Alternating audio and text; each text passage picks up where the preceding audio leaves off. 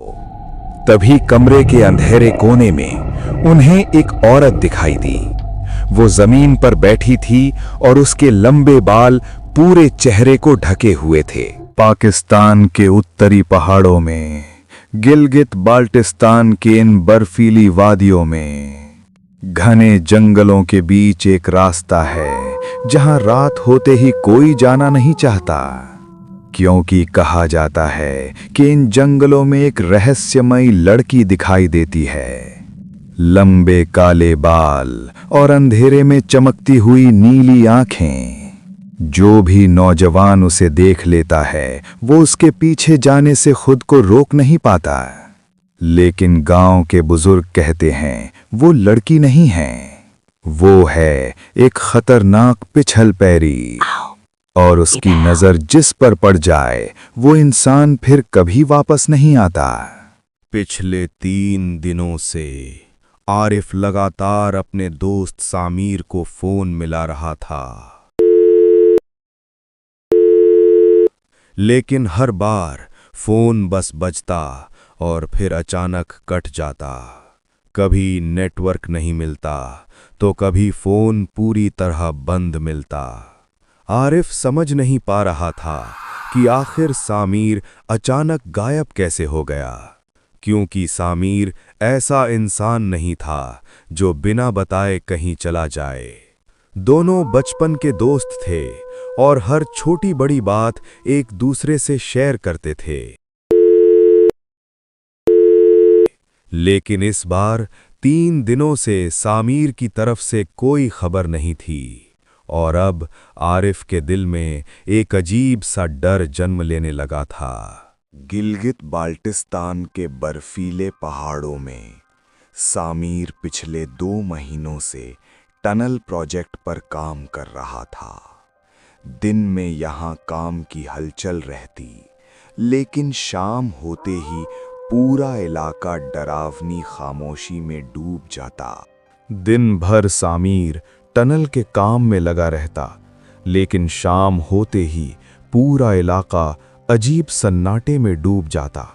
हर रात वो अपने दोस्त आरिफ को फोन करके यहाँ की अजीब बातें बताया करता था। लेकिन एक दिन जंगल के किनारे खड़े खड़े उसकी नजर अचानक घने पेड़ों के बीच चली गई। वहां कोहरे के पीछे कुछ अजीब सा दिखाई दे रहा था, जैसे जंगल के बीच कोई पुरानी झोपड़ी खड़ी हो। सामीर धीरे धीरे उसकी तरफ बढ़ने लगा, जैसे कोई अनजानी ताकत उसे अपनी ओर खींच रही हो। उसे नहीं पता था कि उस जंगल में कोई उसका इंतजार कर रहा था, और उसी झोपड़ी की खिड़की पर बैठी थी एक लड़की, जिसकी आंखें अंधेरे में भी नीली चमक रही थीं।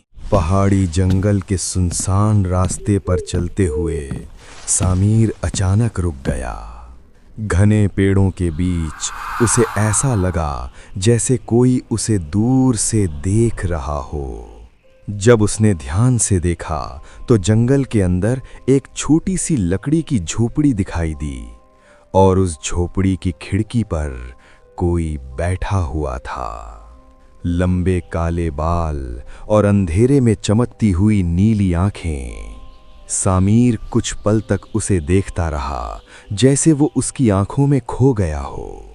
वो लड़की बिना कुछ बोले बस चुपचाप उसे देख रही थी, और धीरे धीरे सामीर उसके पास जाने लगा। हेलो, मेरा नाम सामीर है। तुम्हारा नाम क्या है? मेरा नाम हिना है। मैं यहाँ अकेली रहती हूँ। इस जंगल में मेरा कोई नहीं है। सामीर को उस वक्त बिल्कुल भी अंदाजा नहीं था कि वो जिस लड़की से बात कर रहा है वो इंसान नहीं, कुछ और थी। रात पूरी तरह उतर चुकी थी और घना जंगल धुंध से ढक गया था। आरिफ ने टॉर्च जलाकर अंधेरे रास्ते की ओर देखा। आरिफ, बिलाल और कासिम तीनों सावधानी से जंगल के अंदर बढ़ने लगे। चारों तरफ इतना सन्नाटा था कि उनके कदमों की आवाज भी डराने लगी। कासिम बार बार पीछे मुड़कर देख रहा था, जैसे कोई उनका पीछा कर रहा हो। जंगल के ऊंचे पेड़ धुंध में भूतों की तरह खड़े दिखाई दे रहे थे। इधर आओ। बिलाल ने टॉर्च की रोशनी अंधेरे में घुमाई, लेकिन वहां कोई नहीं था। कासिम के दिल की धड़कन तेज हो चुकी थी। जंगल में हवा भी अब अजीब सी फुसफुसाहट कर रही थी। समीर कहीं यहीं आसपास हो सकता है। और तीनों उस रहस्यमयी जंगल के और भी अंदर बढ़ते चले गए। आरिफ, ये जंगल कुछ ज्यादा ही खामोश नहीं है? हाँ, और ये कोहरा कुछ दिखाई भी नहीं दे रहा। रुको, टॉर्च इधर डालो। मुझे लगा कोई हिला है। यार, वहाँ कोई खड़ा है। ये लड़की है क्या? लड़की धीरे से सिर झुकाकर खड़ी थी, जैसे वो उनसे डर रही हो। सुनो, तुम इस जंगल में क्या कर रही हो? यार, ये बोल क्यों नहीं रही? देखो, ये हमें अंदर जाने का इशारा कर रही है। चलो, शायद यही हमें समीर तक ले जाए।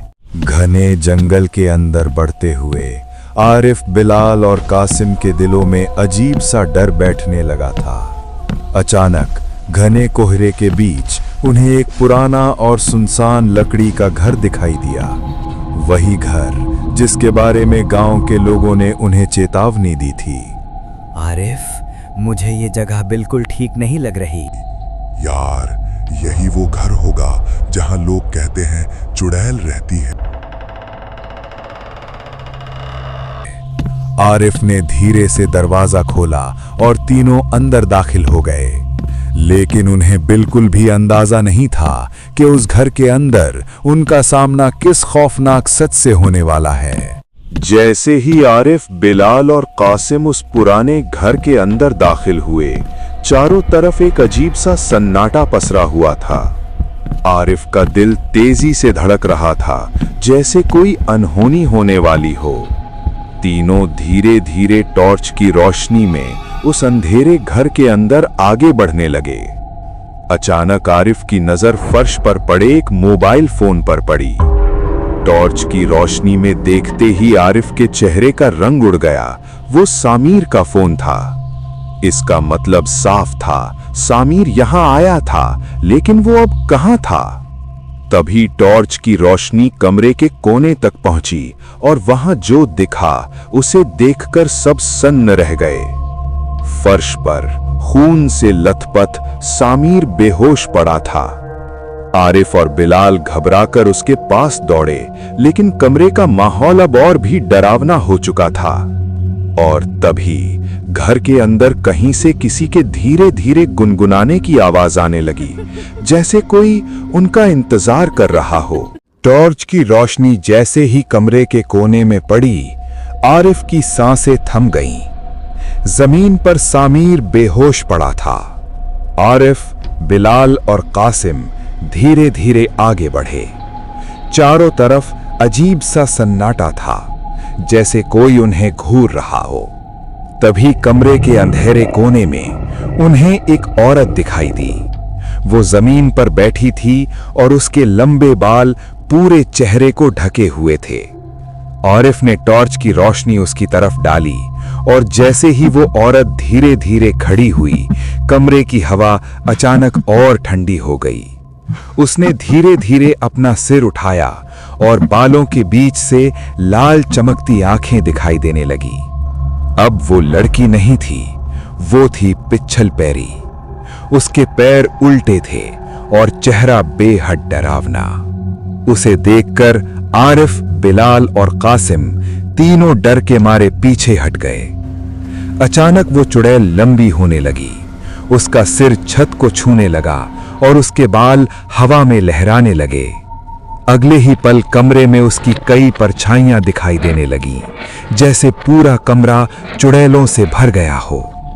तभी असली चुड़ैल अचानक झपटी और बिलाल को पकड़कर उसे अंदर वाले कमरे में घसीटने लगी।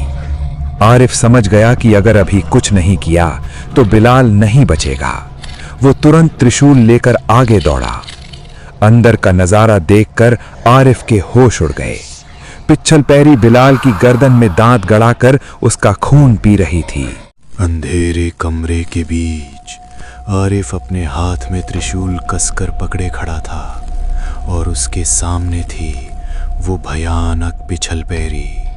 उसकी लाल चमकती आंखें और चेहरे पर फैले लंबे बाल कमरे को और भी डरावना बना रहे थे।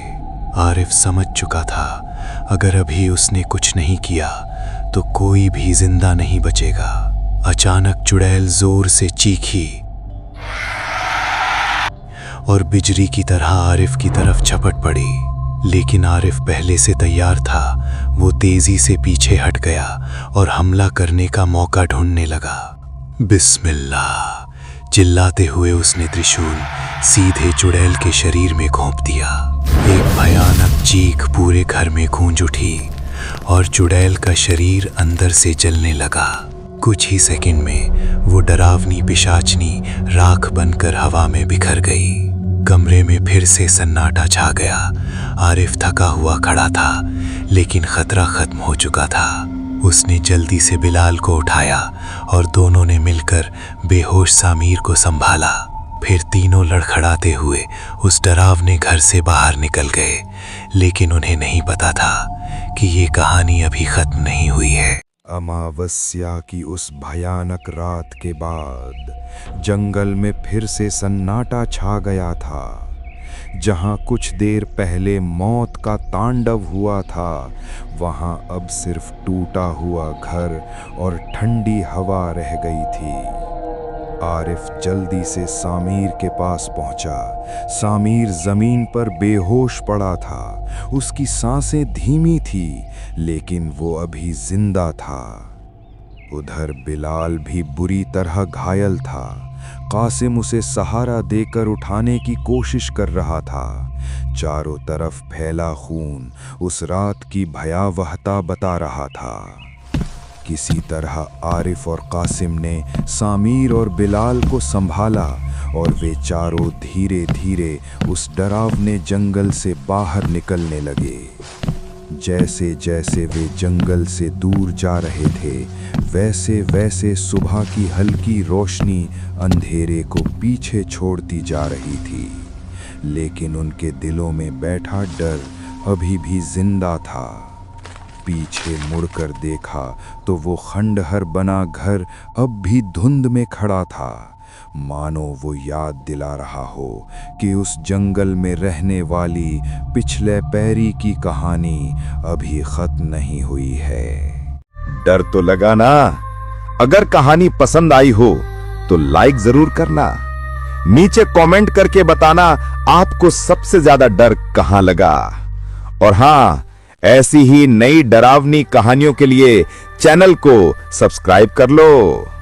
मिलते हैं अगली स्टोरी में। रात को अकेले मत निकलना।